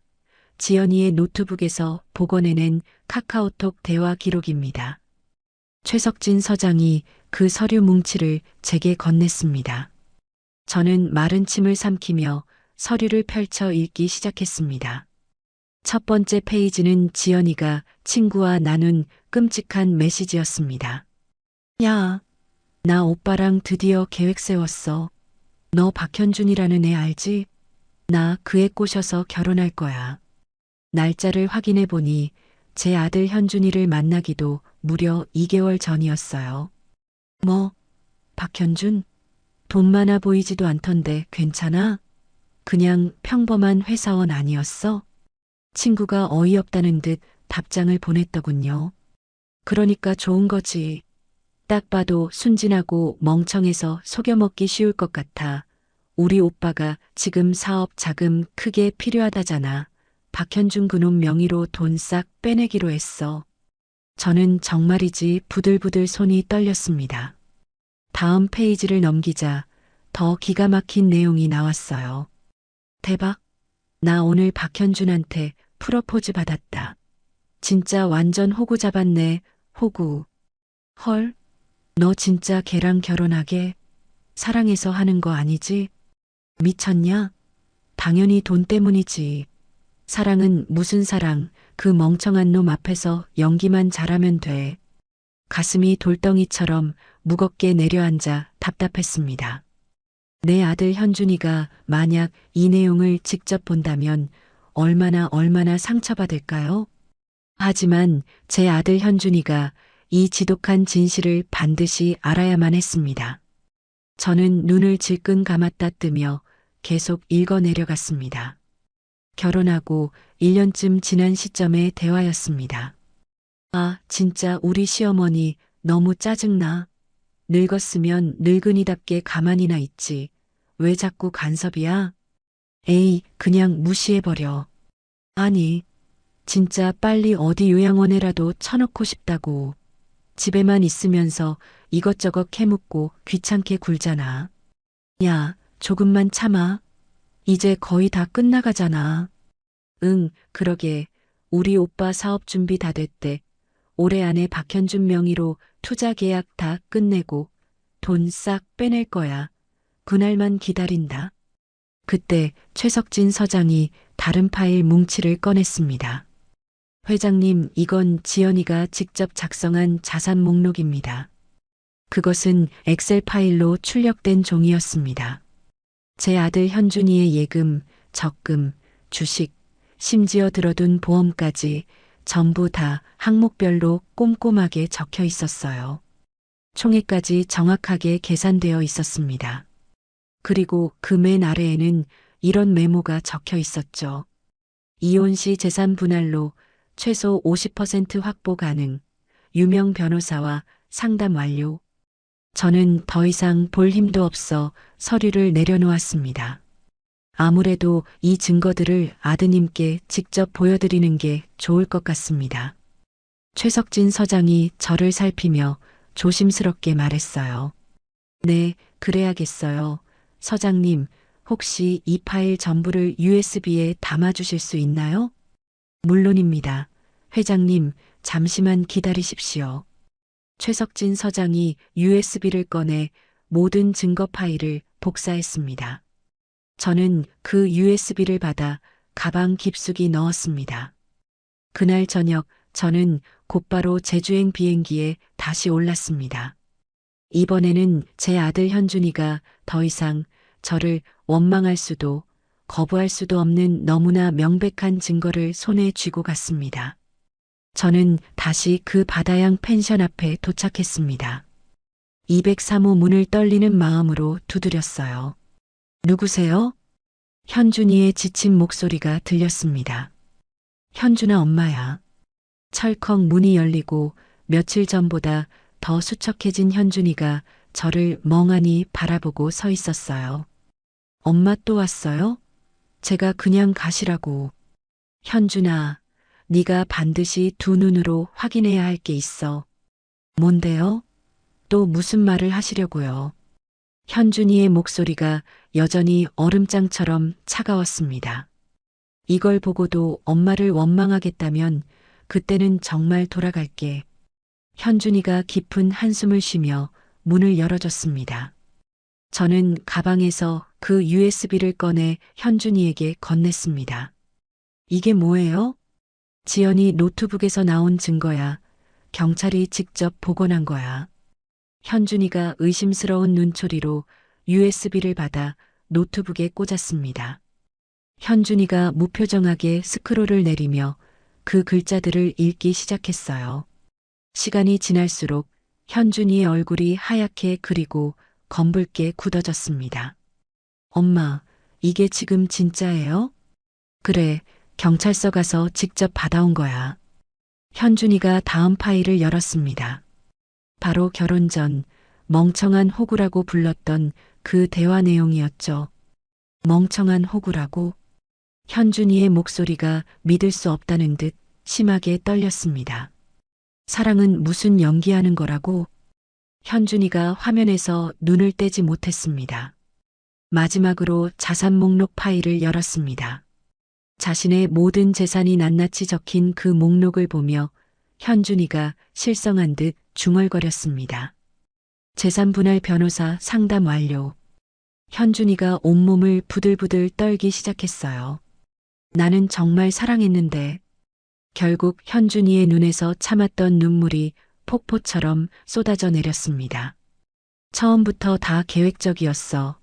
나한테 한 모든 게 거짓말이었어. 현준이가 노트북 앞에 그대로 고개를 떨구고 무너져 내렸습니다. 현준아. 저는 차마 말을 잇지 못하고 다가가 현준이의 어깨에 손을 얹었습니다. 엄마 제가 진짜 바보였어요. 현준이가 어린아이처럼 울음을 터뜨리기 시작했습니다. 아니야, 현준아, 아니야. 네가 바보였던 게 아니야. 너를 처음부터 이용하려고 한 지연이가 잘못된 거지. 저는 그런 아들 현준이를 제 품에 꼭 안았습니다. 현준이가 제 품에 얼굴을 묻고 한참을 서럽게 소리내어 울었습니다. 그렇게 한참을 울고 나서야 현준이가 겨우 고개를 들었습니다. 눈물 범벅이 된 얼굴로 저를 보며 말했죠. 엄마, 미안해요. 아니야, 뭐가 미안해. 아니에요, 엄마한테 그렇게 소리 지르고 화내고 원망했던 거요. 정말 미안해요. 괜찮아, 현준아, 엄마는 다 괜찮아. 다 이해해. 저는 그런 아들의 눈물을 가만히 닦아주었습니다. 그 모든 게 엄마가 저를 지키려고 하셨던 거였죠. 응, 그래, 현준아. 저는 정말 아무것도 몰랐어요. 엄마가 얼마나 대단한 분인지도 모르고. 현준이가 그제야 헬쑥하게 아주 작게 웃었습니다. 엄마, 저에게 엄마 과거 얘기 다 들려줄 수 있어요? 그럼 앉아보렴. 우리는 창가에 나란히 앉았습니다. 창밖으로 제주의 푸른 바다가 잔잔하게 펼쳐져 있었어요. 엄마가 너보다 젊은 20대였을 때 말이다. 정말 가진 것 하나 없이 낡은 화물차 한 대로 이 일을 시작했어. 저는 아주 천천히 묻어두었던 제 이야기를 시작했습니다. 처음엔 정말 말도 못하게 힘들었지. 밤낮 없이 도로 위에서 살았어. 그런데 신기하게도 고객들이 하나둘씩 늘어나더라고. 현준이가 눈을 반짝이며 제 이야기에 고개를 끄덕였습니다. 그렇게 10년쯤 지나니까 화물차 한 대였던 회사가 제법 커졌어. 전국에 우리 회사 지점도 생기고 직원도 수백 명이 넘었지. 그때 되게 유명했겠네요? 응, 뭐 그 업계에서는 백뉴스 하면 모르는 사람이 없을 정도로 좀 알려졌지. 저는 그렇게 계속 이야기했습니다. 회사를 악착같이 키우던 시절, 정말 죽을 것 같이 어려웠던 순간들, 그리고 그걸 어떻게 이겨냈는지에 대한 이야기들을요. 그런데 엄마 왜 그걸 다 숨기셨어요? 저한테는 왜? 현준이가 조심스럽게 물었습니다. 너를 그냥 평범하게 키우고 싶었거든. 유성물류 백유숙 회장 아들이라는 그 꼬리표 없이 그냥 네 힘으로, 네 능력으로 당당하게 살아가길 바랐어. 엄마가 스스로 성공했던 것처럼. 그랬구나, 엄마는. 미안하다, 현준아. 돌이켜보니 엄마가 너한테 선택권 한 번을 안 줬네. 아니에요. 이제는 다 이해해요. 현준이가 제 손을 따뜻하게 잡았습니다. 그렇게 밤이 깊어가는 줄도 모르고 우리는 정말 많은 이야기를 나눴습니다. 어느덧 창밖이 뿌옇게 밝아오더니 수평선 너머로 붉은 해가 떠오르기 시작했습니다. 엄마, 우리 이제 서울로 돌아가요. 현준이가 그 해를 보며 자리에서 일어섰습니다. 정말? 네, 저 이제 다시 시작해야죠. 엄마 아들답게. 현준이가 망설임 없이 방 안의 짐을 챙기기 시작했습니다. 펜션을 나서며 현준이가 제 손을 그 어느 때보다 굳게 잡았습니다. 엄마 정말 고마워요. 저 같은 놈 끝까지 포기하지 않고 지켜줘서. 무슨 그런 소릴 대. 당연하지. 이 백유숙의 하나뿐인 아들이잖아. 서울로 돌아오는 비행기에 나란히 앉았죠. 현준이가 창밖을 한참 보다가 제게 말했습니다. 엄마, 저 이제 엄마랑 함께 할게요. 엄마가 하는 일 뭐든지요. 정말 고맙다, 내 아들. 비행기가 힘차게 이륙했습니다. 저를 그토록 아프게 했던 제주도가 상처가 아물듯 점점 작아졌어요. 서울에는 이제 우리 모자의 새로운 시작이 기다리고 있었습니다. 서울로 돌아온 저는 그날 바로 먼지가 뽀얗게 앉은 오래된 수첩을 꺼냈습니다. 그 안에는 20년 전 저와 함께 회사를 피와 땀으로 읽었던 동료들의 연락처가 빼곡히 적혀 있었어요. 저는 망설임 없이 첫 번째 번호에 전화를 걸었습니다. 바로 이재훈, 과거 저희 유성물류의 억척스러운 영업이사였던 분이었죠. 여보세요? 이재훈 이사, 나 백유숙입니다. 네, 누구라고요? 회장님? 정말 백유숙 회장님이십니까? 이재훈의 목소리가 전화기 너머에서부터 놀라움으로 터질 듯이 가득했습니다. 그래요, 오랜만이죠. 잘 지냈고? 아이고, 회장님, 이게 얼마만입니까? 소문은 이미 다 들었습니다. 며느리 그 사기 사건 아주 통쾌하게 해결하셨다면서요? 아니, 어떻게 벌써 그걸 다 알았어요? 하, 회장님, 잊으셨습니까? 이 바닥이 얼마나 좁은데요. 백유숙 회장님이 드디어 돌아오셨다고 업계 전체가 지금 다 들썩거리고 있습니다. 저는 그제야 씁쓸하면서도 시원한 웃음이 났습니다. 그렇게 저는 하나둘씩 제 옛 동료들에게 모두 연락을 돌렸어요. 모두들 하나같이 제 목소리를 듣고는 뛸 듯이 반가워했고 당장 만나자고 했습니다. 정확히 일주일 후 저희는 강남의 한 조용한 레스토랑에서 모임을 가졌습니다. 10명이 넘는 제게는 군사 같았던 사람들이 저를 보려고 한달음에 모였습니다. 아이고, 회장님, 정말 오랜만입니다. 회장님, 건강하게 지내셨습니까? 다들 제 손을 붙잡고 반갑게 인사하느라 정신이 없었어요. 저희는 식사를 하며 그간 못다한 이야기를 나눴습니다. 한참 분위기가 무르익었을 때 이재훈이 조심스럽게 물었습니다. 회장님, 그래서 이제 정말 다시 사업하실 계획이신 겁니까? 저는 잠시 망설이다 대답했죠. 글쎄요, 지금은 그냥 생각 중이에요. 에이, 회장님 같은 분의 그 경험과 능력이 이대로 묻히는 건 너무 아깝잖아요. 컨설팅이라도 당장 해보시지 그래요? 제 옆에 앉아있던 깐깐했던 김수진 전 재무이사가 특유의 표정으로 끼어들었습니다. 맞아요. 이 이사 말대로예요. 지금 회장님 노하우를 배우고 싶어서 줄을 선 사람들이 얼마나 많은데요. 저는 그 말에 조용히 고개를 끄덕였습니다. 실은 우리 아들 현준이와 함께 작은 일이라도 다시 한번 해볼까 생각 중입니다. 아드님이랑요? 그거 참 좋은 생각이네요. 그날 이후로 정말 신기하게도 여기저기서 저를 찾는 사람들이 생겨나기 시작했습니다. 백유숙이라는 제 이름 석자가 20년 만에 다시 이 업계에 회자되기 시작한 거죠. 그 무렵 아들 현준이는 그간 다니던 회사를 그만뒀습니다. 어느 날 저녁 현준이가 거실에 저를 마주보고 앉더니 결심한 듯 말했어요. 엄마, 나 엄마 일 배우고 싶어. 정말? 응, 나도 이제 제대로 된 일을 하고 싶어. 엄마처럼 맨 밑바닥 처음부터 다시 배우고 싶어. 엄마. 저는 그런 아들 현준이를 말없이 벅찬 가슴으로 꽉 안아줬습니다. 그래, 좋아. 우리 아들 한번 같이 해보자. 얼마 지나지 않아 그 끔찍했던 사건의 재판이 열렸습니다. 지연이와 그 오빠 김태식 일가가 나란히 피고인석에 섰죠. 저는 모든 것을 제 눈으로 확인하기 위해 방청석 가장 앞자리에 앉아 재판을 지켜봤습니다. 검사가 저희가 제출했던 그 결정적인 증거 자료들을 하나하나 제시했습니다. 피고인들은 피해자 박현준을 기망하고 처음부터 계획적으로 접근하여 거액의 투자 사기를 저질렀습니다. 한때 제 며느리였던 지연이는 재판 내내 고개 한번 들지 못하고 있었습니다. 마침내 판사가 판결을 선고했습니다. 피고인 지연 징역 5년을 선고한다.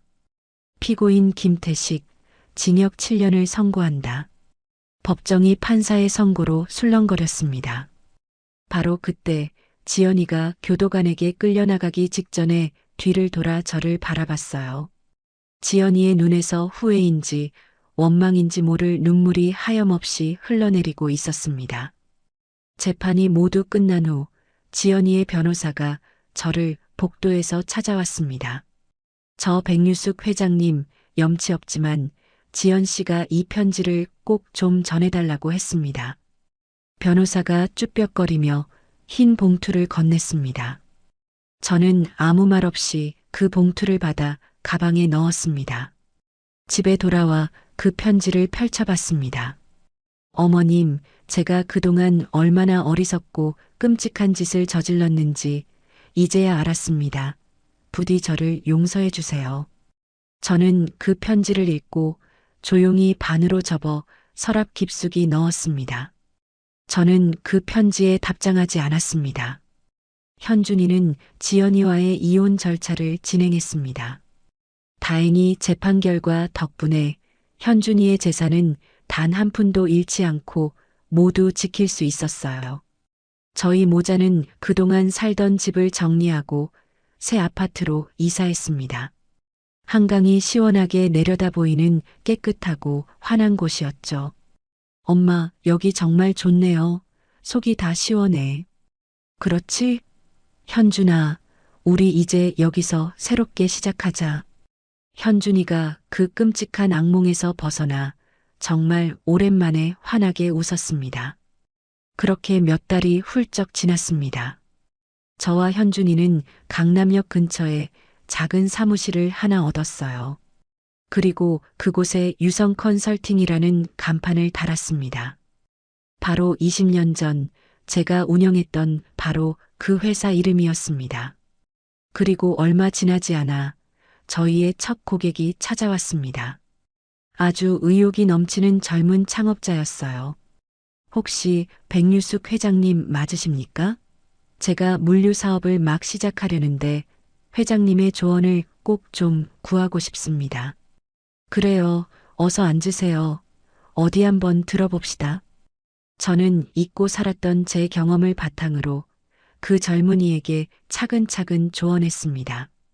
현준이가 제 옆에서 그 모든 것을 하나도 놓치지 않으려는 듯 열심히 받아 적으며 듣고 있었습니다. 상담이 무사히 끝나고 고객이 깍듯하게 인사를 하며 나간 후 현준이가 저를 보며 말했어요. 엄마, 오늘 정말 멋있었어요. 그래, 고맙다 아들. 네, 저도 꼭 엄마처럼 저렇게 될 거예요. 그럼 될 수 있고 말고 천천히 하나씩 배워가면 돼. 저는 그런 현준이의 어깨를 든든하게 두드려 주었습니다. 시간이 흘러 회사는 조금씩 자리를 잡아가며 성장했습니다. 저를 찾는 고객들이 입소문을 타고 늘어났고 현준이는 그런 제 곁에서 스펀지처럼 일을 배워갔습니다. 어느 날 저녁 현준이가 서류를 한참 정리하다 말고 저를 불렀습니다. 엄마, 잠깐만요. 왜? 엄마한테 꼭 하고 싶은 말이 있어요. 현준이가 의자를 돌려 저를 진지하게 바라봤습니다. 엄마 정말 고마워요. 아니, 뭐가 또 갑자기 고마워? 그냥 다요. 엄마한테 못되게 화만 냈을 때도 끝까지 절 포기하지 않고 지켜줘서요. 현준이의 눈이 어느새 촉촉하게 젖어 있었습니다. 당연한 거야, 엄마니까. 아니에요. 평생 감사할게요. 정말로요, 엄마. 저는 그런 현준이의 손을 따뜻하게 꼭 잡았습니다. 우리 아들 이제 우리 정말 진짜 가족이 된 것 같네. 원래도 가족이었잖아요. 그래, 그랬지. 하지만 이제는 왠지 더 단단하고 가까워진 것 같아. 현준이가 제 말에 환하게 고개를 끄덕였습니다. 문득 그 순간 교도소에 있을 지연이가 생각났습니다. 지연이를 떠올리니 참 복잡한 감정이 들었습니다. 만약 지연이가 저를 조금이라도 존중하고 제 아들 현준이를 단 한순간이라도 진심으로 사랑했더라면 지금쯤 모든 게 달랐겠죠. 하지만 이제 그 모든 일은 저에게도 과거일 뿐입니다. 저는 그저 앞만 보고 씩씩하게 걷기로 했습니다. 어느덧 창밖으로 아름다운 석양이 지고 있었어요. 온 하늘이 붉게 타오르듯 물들었습니다. 저희는 나란히 사무실 불을 끄고 밖으로 나왔습니다. 엘리베이터를 타고 1층으로 내려와 시원한 밤거리를 걸으며 현준이가 다시 물었습니다. 엄마, 우리 회사 옛날처럼 다시 엄청 크게 키울 거예요? 글쎄, 너는 어떻게 생각해? 저는 그냥 지금처럼이요. 너무 욕심내지 말고 엄마랑 저랑 함께 천천히 키우고 싶어요. 그래, 아들, 그게 딱 좋겠다. 저희는 단골 식당에 들어가 자리에 앉았습니다. 메뉴판을 보며 행복하게 이야기를 나눴죠. 저는 비록 정말 멀고 험한 길을 돌아왔지만 결국 제 인생에서 가장 소중한 것을 지켜냈습니다. 제 아들 현준이가 제 곁에 든든하게 있고 저희는 이제 함께 새로운 미래를 만들어가고 있으니까요. 평범한 엄마가 아닌 유성물류 백류숙으로 다시 돌아온 저와 제 아들 현준이, 저희 모자의 진짜 새로운 장이 바로 지금 시작됐습니다. 여러분, 제 이야기는 여기서 마무리됩니다. 때로는 가장 가까운 사람에게서 배신당할 수도 있지만 진실은 언젠가 드러나게 되어 있어요. 저는 숨겨왔던 과거를 꺼내 아들을 지켰고 그 과정에서 아들과 더 가까워질 수 있었습니다. 가족을 지키는 일, 그것이 제가 평생 해온 일이었고 앞으로도 계속할 일이에요. 이야기를 끝까지 들어주신 분이 계시다면 잘 들었다고 댓글 하나만 남겨주세요. 감사합니다.